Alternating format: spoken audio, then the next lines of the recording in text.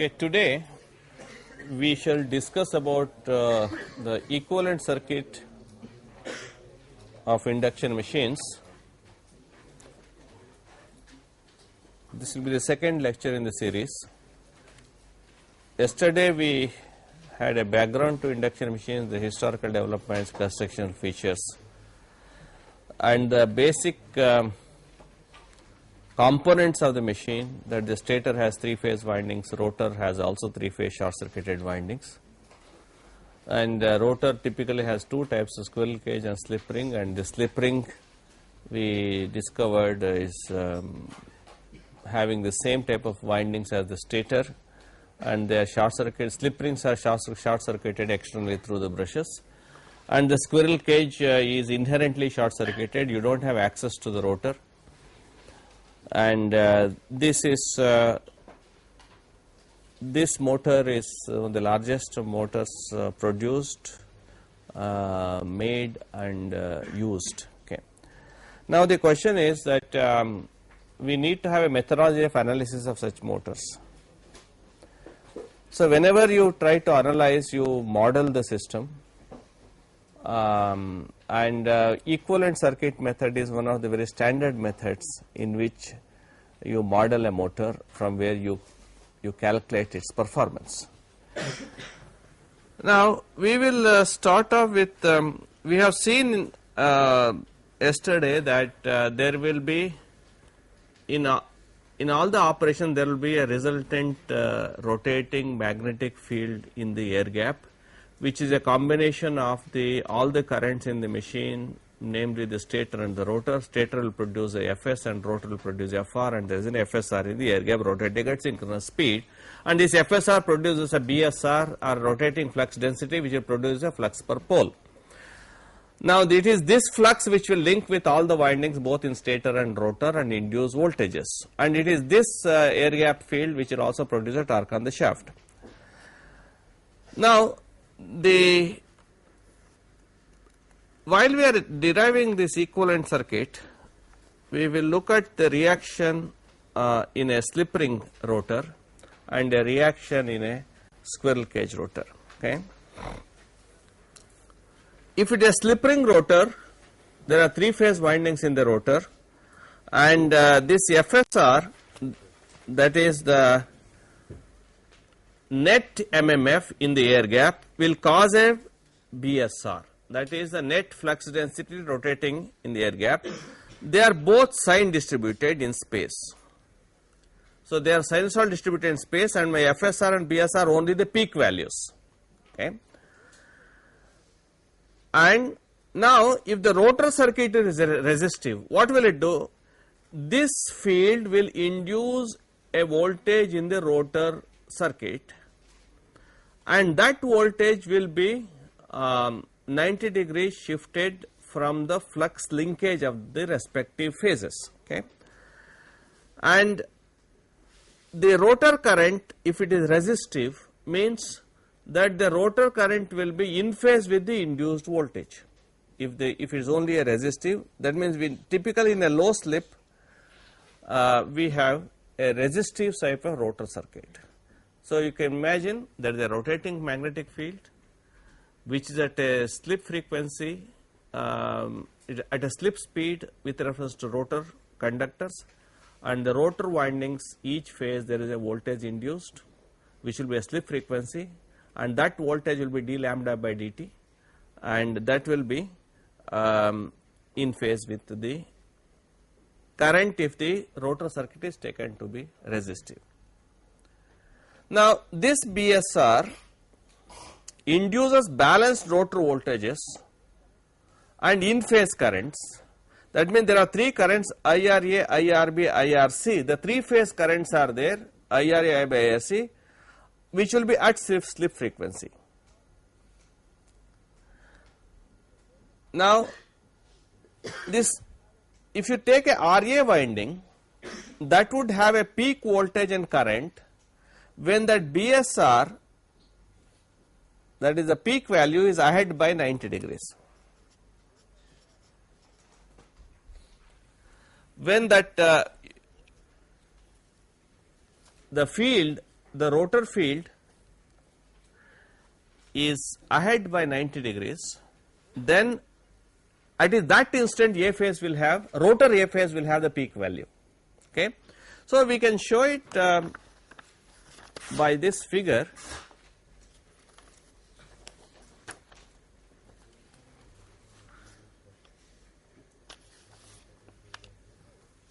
Like this.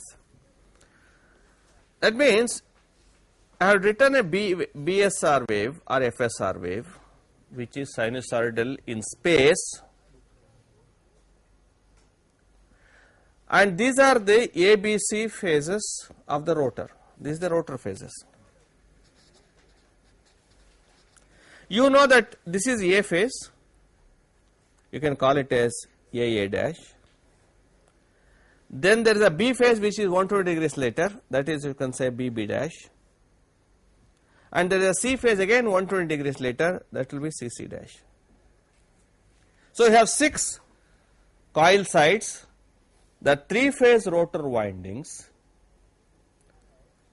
Now, at this instant when this is ahead, then it is this A phase which will assume a peak value, right. It is the A phase winding at this instant will have a peak value, the voltage, A phase voltage, and since it is considered resistive, A phase current will have the peak value at this instant, right.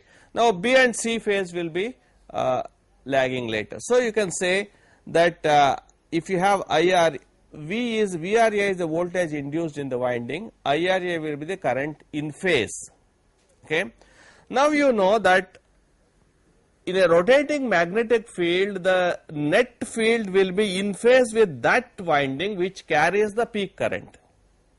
That when we studied earlier rotating magnetic field, we discovered that the winding which carries the peak current, it is that instant the net field will be centered.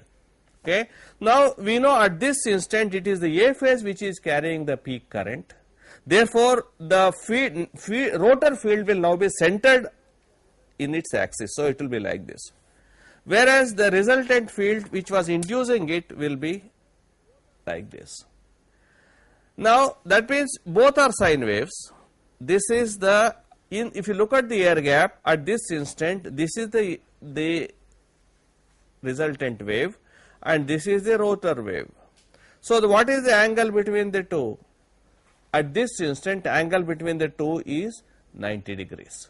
So, we know that angle we call it as delta R, or that is the angle between FSR and FR, right. That angle delta is 90 degrees. So, we have the resultant B wave, we have the rotor wave, that angle will be 90 degrees because the rotor is considered resistive, because in the same instant of voltage the current is also peak, right. So, this is FSR and FR, resultant F and rotor F when the rotor is resistive. So, you can write down a time phasor diagram.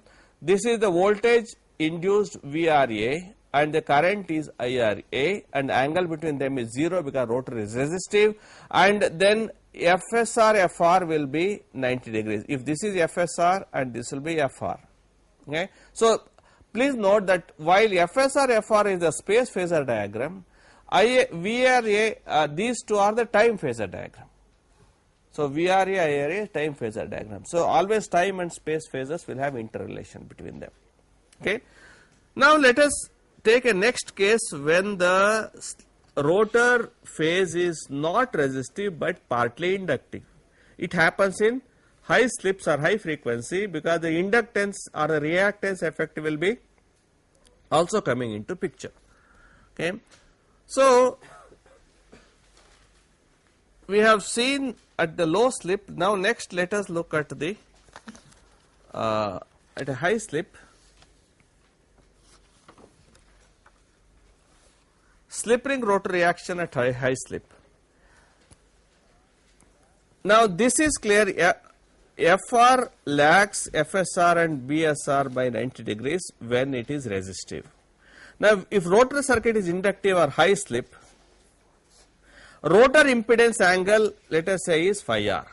Earlier phi r was 0, rotor impedance angle now is phi r, means that voltage, if you say VRA here, and then there will be IRA in the A phase, which will be an angle phi r.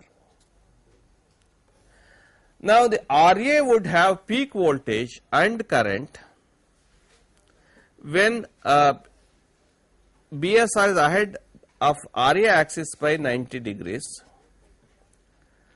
Now would have peak voltage and not the current.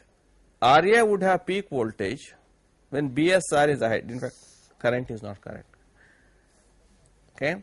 RA would have peak voltage when BS ahead of RA by 90 degrees. It is a repetition, so you need not bother about it. So RA would have peak voltage. RA would have peak voltage when the BSR is ahead of RA axis by 90 degrees. Okay, it's like this. Now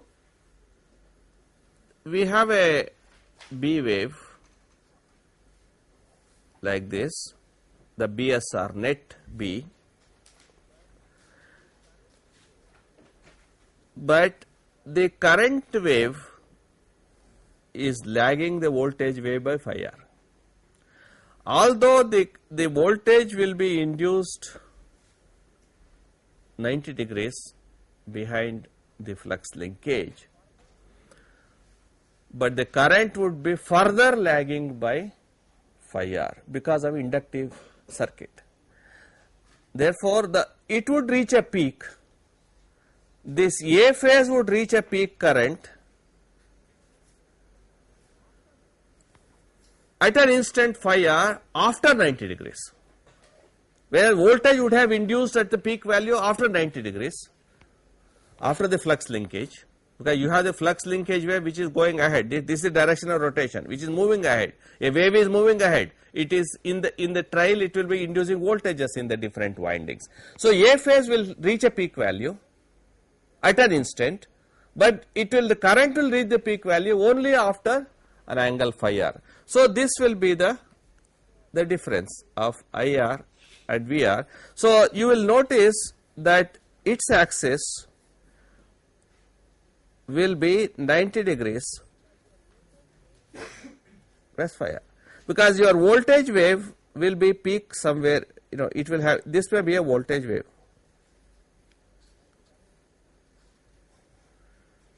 And the current wave will be later.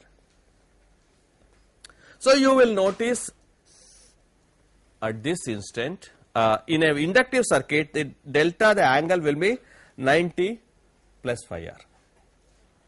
In the slip ring machine with a rotor impedance, you will have this situation.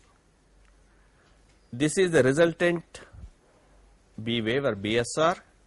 This is the resultant rotor wave, and the angle between them is 90 plus phi, only because the voltage will be induced 90 later. So you have resultant MMF wave.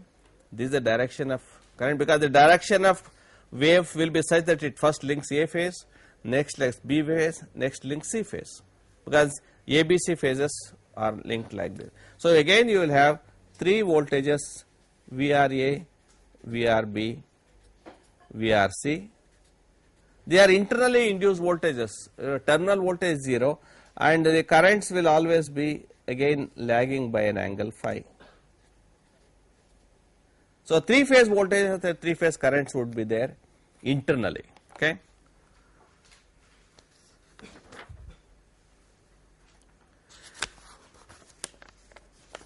Now we will look at what happens in the case of a squirrel cage.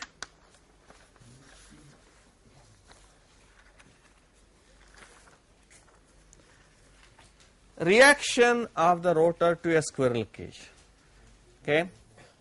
Now for simplicity, we have taken 6-bar cage.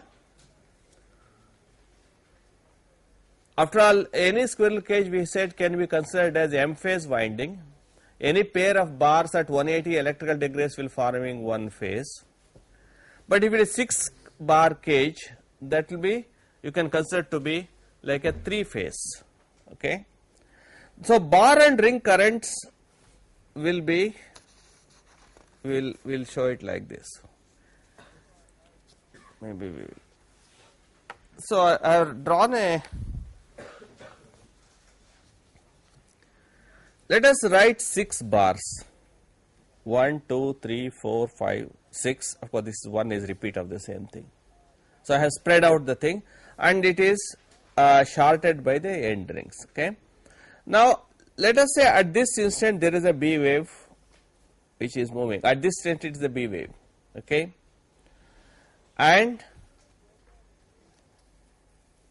assuming rotor again is resistive, this phase, if it is resistive, this phase 1, 4, say 1 and 4 can be considered one phase, so that will have a high peak voltage induced. Okay. But if it is inductive, in the bar, in the each of these bars there is a voltage induced, but current induced will also be there, but it will be in phase one if you take the rotor circuit to be resistive, and it will again lag by an angle phi r if the rotor circuit is inductive. Okay. So if you draw an envelope of the current, a black one, this is the instantaneous bar voltages. See, these are instantaneous bar voltages. Instant bar voltages means at this instant, because the voltage induced would be at quadrature with the flux linkage of the respective bars or windings. So you will notice that this black one, these are the voltages. That means at this instant, this one will have 0 voltage, this will have certain voltage, 2 will have certain voltage, 3 has certain voltage, this will have 0 voltage, but then 5, 6 will have voltages in the opposite direction. Okay. So this is an envelope of the voltage. Okay. And there would also be, supposing I take a phase angle shift, so there is a, we have written a bar current envelope in red. So you see, this is the bar current. Bar voltage and bar currents will be in phase if phi r is 0. So you will notice this I have written as the bar current, because I have not taken phi r as 0. That means in a bar, when the voltage is maximum, current is not necessarily maximum. So we have taken in such a way that bar 3 has no current, bar 6 has no current, whereas bar 2 has certain negative current, and bar 1 has also a certain negative current. We have taken like that. So 1, 2 are negative currents, 3 0 current, 4 then 4 and 5 are positive currents, and 6 is 0 current. Is it okay? So we have taken out of the 6 bars, 2 are at this instant having 0 currents. I have just for convenience adjusted phi r in such a way that it is, I think it is 60 degrees. See, phi r is, I have taken phi r to be 60 degrees here, just for a, okay. Is it clear?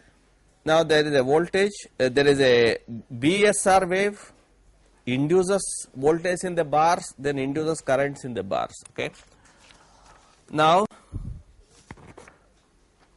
if you draw the same bars like this, if you, they have put all these 6 bars and one repeating, you can draw the bars and connect shorted by end rings, which are shown in yellow on both sides. Okay. So there are 6 bars and end rings. So you will notice that the currents, there will be current paths. If you say this 3 and 6 are not carrying any currents, let us say 3 is not carrying current, 6 is not carrying any current. These are the currents I1, I2, I3, I4, I5, I6, and again I1. Okay.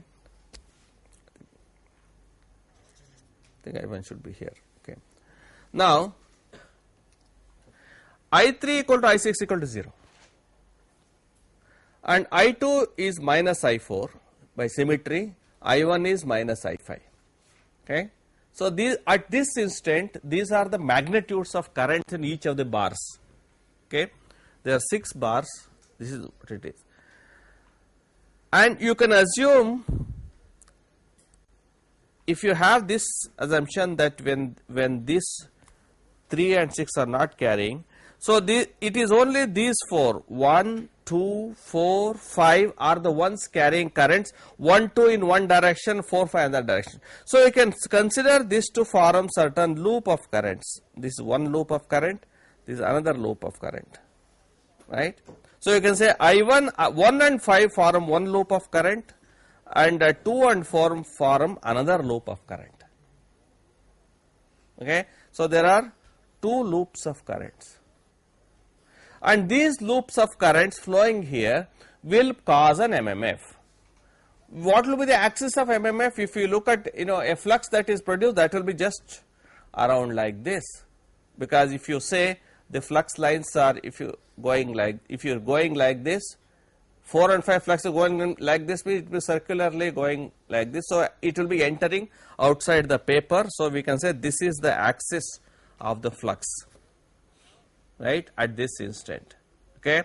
Now the net MMF is written in this. This is the MMF wave for those magnitudes of currents at slip frequency. Okay. So you will have the red one is the net MMF produced by those currents flowing in the bars, which is a rectangle. It is basically a sum of the 2 rectangles. You can say symmetry. You have one rectangle and add another rectangle, you will see some will be 0, some will be double this. Okay. So this will be the axis of the F wave. So you have this as the fundamental of the FR or the rotor wave. So you have the rotor MMF wave like this. Okay.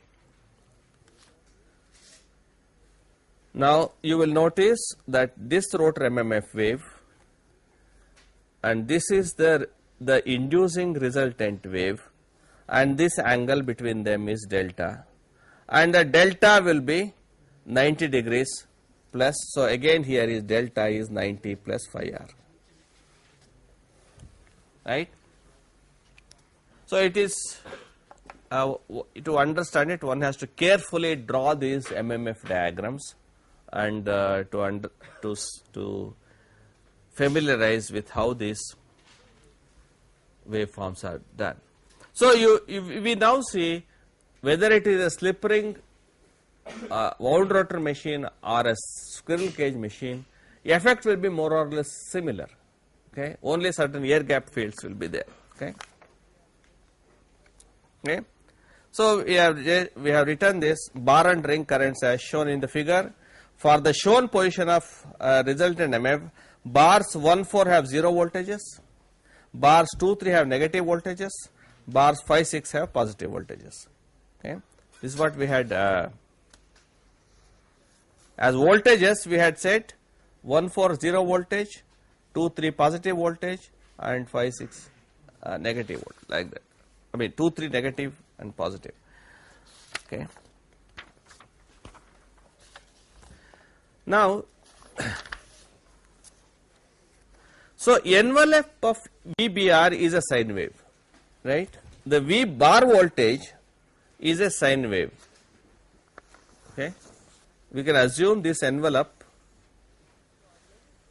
as a sine wave. So at any slip, bar current lags bar voltage by phi r. Each bar current lags bar voltage by phi r. So I bar and I ring are as shown in figure. So there is these are the bar currents and this will be the ring current, I ring. You will see that ring currents will be a space integral of the bar currents, because you can assume they are all like several pipes of water going in, at the end they are going into a circular ring, right. So you will notice that they are all junctions here at the ring, these currents. So it is a typical electrical network comprising of a circular ring on both sides and the bars in the middle. Okay. So, I mean, these of course we already know the two currents I3 equal to IR equal to 0, I2 equal to minus I4, I1 equal to minus I5 in that figure. So, end ring currents are summation of bar currents, end ring currents are summation of bar currents, and the current loops in pairs of 2, 4 and 1, 5 merge in end rings. These are the current loops. So, you will find current loops, 2, 4 form a current loop, 1, 5 form a current loop, and they merge in the end rings. Okay.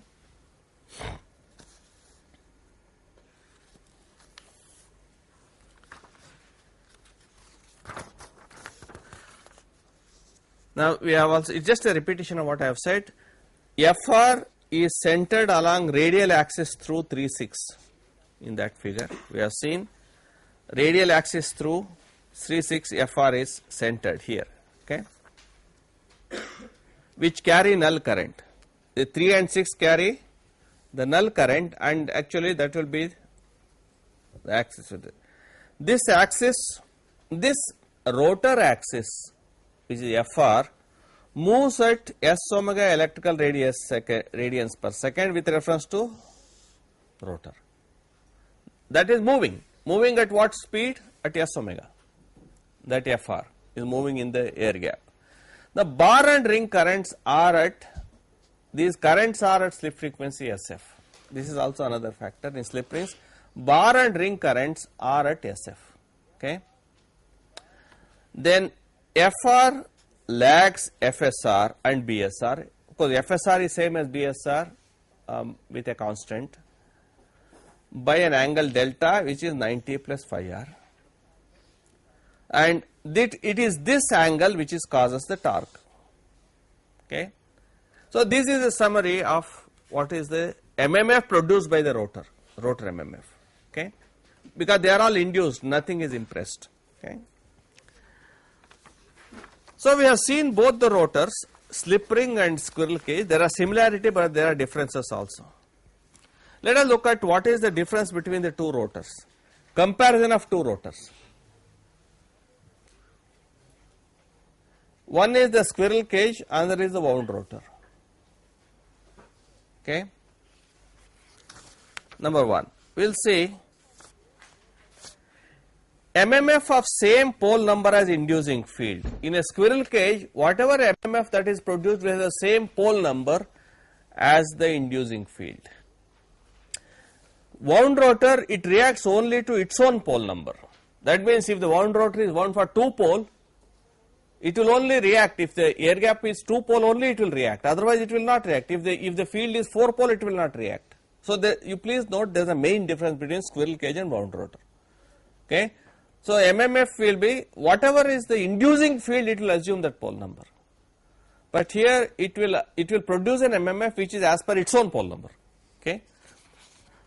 Next is, that means a squirrel cage rotor can be used for stators of different poles. So, I can have the same rotor, put it into a 2-pole stator, put it into a 4-pole stator, put it into a 6-pole stator, it will still work. The rotor will work because it will assume any number of poles which the stator is having. Whereas, you cannot do the same thing in the case of slip ring machine or wound rotor. If your stator is wound for 4 pole, you can't put a 2-pole slip ring into that one. So, it can be used only for 1 pole number for which it is wound. So, this is most important, you must note down the difference. Now, the corollary of this is that this squirrel cage will react to all harmonic fields. See, in the air gap, it need not be only fundamental, it will be harmonics also. Harmonic fields will rotating at different speeds. It is not only fundamental. Okay. So, if harmonic fields at different speeds are there, because if the rotor can react to any number of poles, say a third harmonic field will have say 6 poles. So, rotor will assume 6 poles, and there will be a 5th harmonic with 10 poles, rotor will assume 10 poles. So, you will have a rotor which is so synchronous with every poles produced in the field in the air gap. Okay. Therefore, it will start reacting. So, there will be a 2-pole torque, 4-pole torque, 6-pole torques No, so there will be a lot of torques will be produced, so that will lead to lot of oscillations. So there will be harmonic torques produced. Harmonic torques would always be harmful torques. Okay, so they only you are interested only in fundamental torque, right? You don't want harmonic torque, so it's a harmful torque. Okay, so that you must be, so you must design in such a way. So that's one other thing. Whereas the slip ring machine is safe, they do not react to harmonic fields. Air gap fields, they do not react to that. Okay. Then next point, rotor winding also has eddy currents. They also form additional current paths, more so in solid rotors. So this is another thing you must note. It is not only in the bars the currents may flow in the iron also. Because after all, there is no iron also a conductor. So there will be induced currents, eddy currents in the iron part also. If it is a solid rotor, it is much more predominant. Therefore, the eddy currents also form additional circuits in the rotor. So you will have infinite circuits in the rotor theoretically. Every eddy current path forming one closed circuit. So it is a multi-phase system like that. So, but in the wound rotor machine, the harmonic fields are all taken as leakage fields. They don't produce any torque. They are called leakage fluxes. All the harmonic fluxes in the case of wound rotor is taken as leakage fluxes. Okay. So this is you must understand the subtle and important difference between these two. Okay. Let us continue this. Lastly, comparison between these two. A squirrel cage, from practical point of view, is easy to make. This is the easiest rotor that can ever be made. Okay, easy to make, especially die cast rotors are very easy. If you when you make an industrial visit, you will see how the rotors are made, and then they are the cheapest rotors. So squirrel cage motors are the cheapest, and then they are also maintenance free, because the rotors, there are no problem of maintenance. More than 80% of induction motors are of this type. More than 80% of the induction motors made are squirrel cage motors. Okay, very only small percentage, 20% are, less than 20% are slip ring. So now these squirrel cage motors, bulk of them are in low power range. Say typically up to 100 kilowatt, all the motors made are, almost all, except for some education purposes, they are all squirrel cage up to 100 kilowatt. So it's a low power range, the squirrel cage motor. And the types are, in squirrel cage there are broadly two types. One is called a die cast rotor, which is aluminum die cast. Aluminum liquid is poured into a cast structure, and that's why it's called a die cast rotor. So it's easy to make. You can make one rotor in 5 minutes or less. It's automated. There are die cast machines which you make it. The other is a brazed rotor. Brazed rotor is that copper bars are driven into the bars, into the slots, and then at the end you braze it to the end rings. So they are called two types: die cast rotors and brazed rotors. Okay. Whereas slip ring, on the other hand, is they are mostly in high power range. Because it's expensive, right? And they are generally special purpose. They are used for special purposes, not for general purpose. Okay, and wherever you need a rotor control, because slip ring advantage is you can control it from the rotor, from external impedances, resistance or inductances, and also you can apply some voltages to the rotor if you want to further control. So we have a concept called a slip energy control. So you can control the energy in the rotor. We call a slip energy control. So this is what we have, slip energy control. So they are mostly used in cranes, hoists, etc. Where such, and mining and such applications. Okay. So this is what we see about the two types of rotors, because they are very important for you to know. Okay. Okay. Now we will continue our using these concepts, how we evolve the equivalent circuit.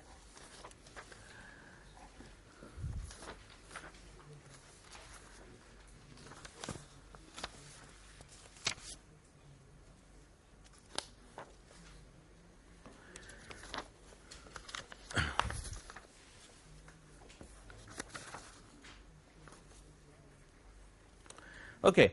Now, please look at this slide. We are interested to know, we always start with a resultant air gap field, BSR. Okay. What will the resultant air gap field do? It produces a flux per pole, phi SR. It produces. So let us start by putting the rotor stationary. Don't rotate the rotor. Okay. Assume rotor is stationary and in the air gap there is a rotating field with a peak value BSR, net field, and then it will induce a voltage in the stator phase. Okay. What is the voltage induced will be in the stator phase will be 4.44 F into kWs ns, that is kW winding factor of stator per phase, ns is the stator series turns, and phi SR is the flux per pole produced by that resultant field. Okay. And that will be in each phase, that is the magnitude ES. In other phases it will induce, but after 120 degrees. Okay. Now same way in the rotor, in each phase it will also produce 4.44 F, because the rotor is stationary, it is F, into it will have a winding factor of rotor kWr, and this is NR, sorry,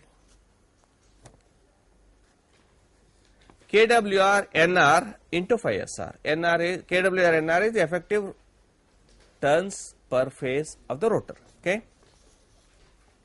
Now here F is the supply frequency, phi SR is the resultant flux per pole, phi SR is the resultant flux per pole in the air gap, then kWs ns is the effective stator turns per phase. This is effective turns because with winding factor also pre-multiplied, and kWr nr is the effective rotor turns per phase. Okay. So this is, so we know that there are two windings each phase. So I can say there is a voltage ES and there is a voltage ER.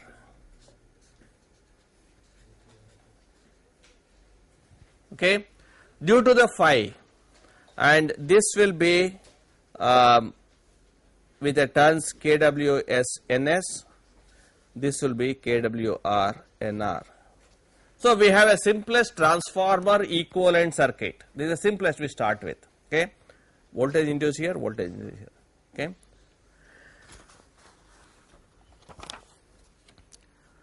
Let us go to the next thing. When we don't keep the rotor stationary, we allow the rotor to move. Okay.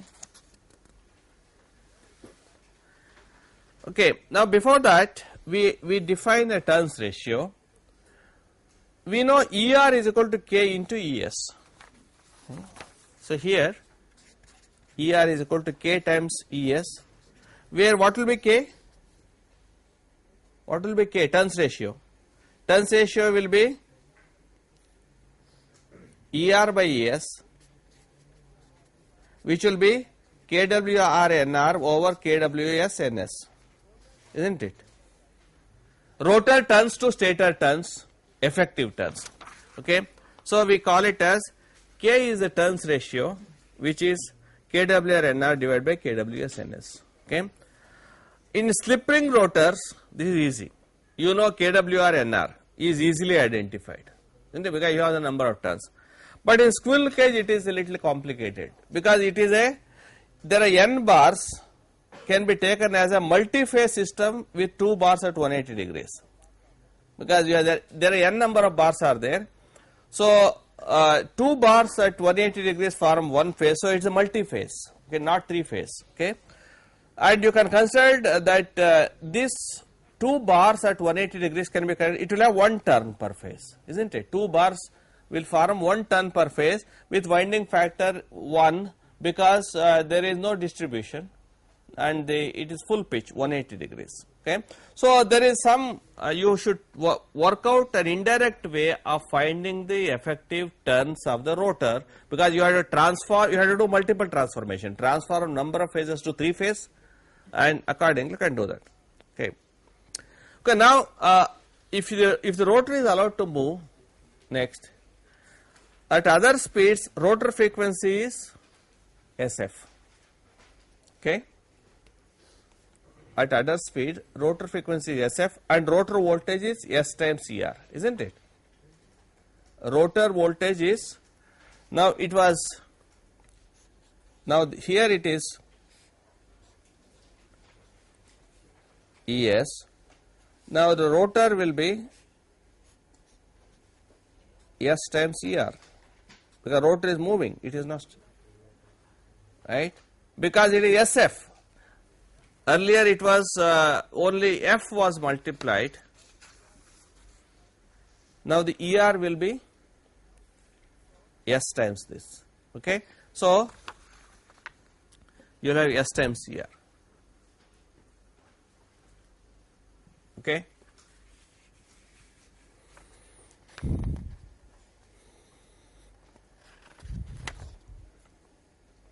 So, we can now evolve the stator circuit.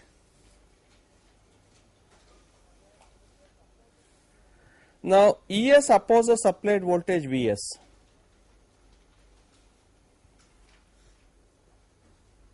Okay.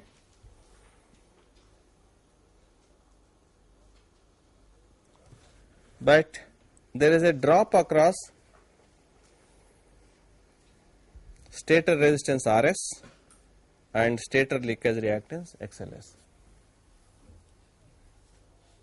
Okay, because we will have, you have a induced voltage ES, but it is opposed by the applied voltage VS. But in between there is a winding resistance RS and leakage reactance XLS. Okay. So, the difference between VS and ES is the drop across RS and XLS due to the stator current per phase, which you call it as IS. So, IS is the stator current per phase. Okay. So, thus we get we evolve the stator circuit. So, what is that stator circuit will be now? Stator circuit will be, you have a VS and you have the RS, JXLS, and then you have the induced voltage which opposes this voltage, that will be ES. Okay, and of course this will be ER will be there. So, the current drawn here is per phase is IS. IS is the current drawn per phase. So, we can write down that ES will be VS phasor minus IS phasor into RS plus J times XLS. So, we have got the stator voltage equation. So, okay, you have a supply voltage per phase is per phase. Okay, IS is the supply current per phase, ES is the induced voltage per phase, and RS is the resistance per phase, XLS is the reactance per phase. So, we have the stator circuit now.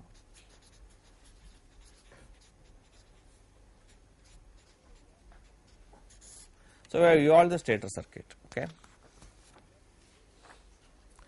Next, let us see, we will go to the rotor.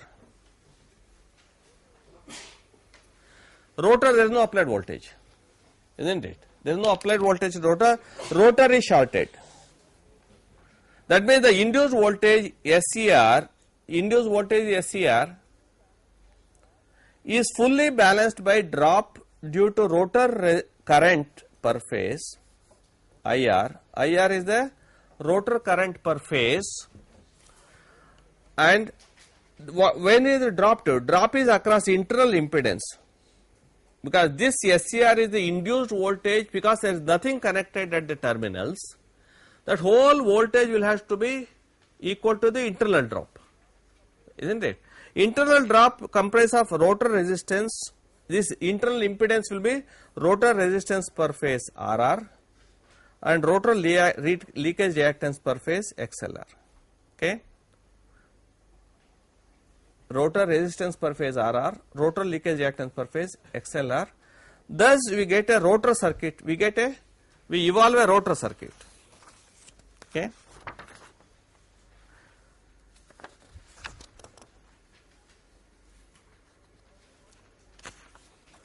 So what will be the rotor circuit? We have this SCR, that is the induced voltage, will be opposed by the leakage reactance and the resistance RR, and the frequency of this circuit is, this is IR, but frequency of this circuit is SF. In the rotor circuit, the currents are of not of F but of SF. Therefore, what will be the reactance? S times XLR. Because my XLR is only at 50 Hz or the main frequency F. Therefore, you will see we can write that this SCR is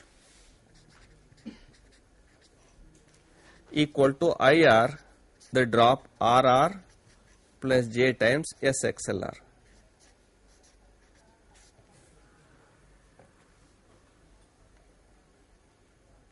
Okay. So we have a rotor circuit now. We have written the stator circuit here. This was the stator circuit, and now this is the rotor circuit. Okay.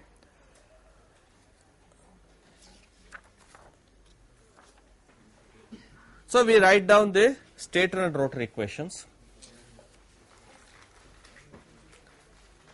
We write down ES equal to Vs minus Is into Rs plus Jxls, because these are the phasors, and SCR is equal to IR into RR plus JSXLR. This is the stator voltage equation, the rotor voltage equation. Okay. Then ESR, now this this is ER, you divide by S here. So it will be IR into RR by S plus J times XLR. Okay. So we can write a combined stator and rotor equation, equivalent circuits. So we can write a combined equivalent circuit, stator and rotor. Okay. So that we will write like this.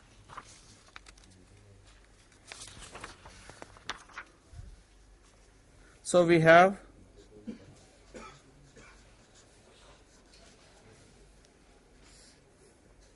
let us say ES and ER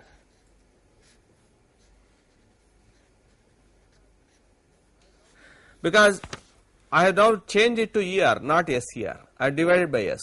Okay, and then when you divide by it, this will become JXLR, and this will become RR by S, not RR, because I have divided by S. So we have, and this current is IR, this current is IS, this voltage is Vs, and this will be Rs, JXLS. Okay. So we have a combined equivalent circuit, and ER is equal to K times ES, number of turns. Now interestingly, you will see this is also at F now. This is transformed to a frequency F, because this is at a frequency F now. Because dividing by S, I made that SF frequency into frequency F for our convenience. So my equivalent circuit, all currents are at F. IR is also at F. IS is also at F. Okay. So this is the, so combined stator, and here the rotor current is referred to stator frequency. Please note down this. Rotor current is SF is referred to stator frequency by dividing by the term S. We divide by S and make it into a rotor frequency. Okay. Now rotor is referring rotor to stator turns. So, like a transformer, as in a transformer, we can transform all rotor quantities to stator turns, okay, as you do in transformer. Let's call ER dash is ER by K, IR dash is KIR, RR dash is RR by K square, XLR dash is XLR by K square, whereas K is the effective turns ratio. So, therefore, you will get a equivalent circuit which can be further simplified as follows. Okay, so you can rewrite the same thing. So this is 1:1, not 1:k now. So this will be ES, this will be ES, and then you will have RR dash by S, J XLR dash, then you will have IR dash, and the stator remains the same, IS, RS, JXLS, VS. So we have now further change we have made, frequency we transformed, turns we have transformed. So it will be easy. Now all the rotor quantities are now referred to stator turns. Okay. So I think we will stop here and we will complete the equivalent circuit in the next class by including the magnetizing current and the core loss component.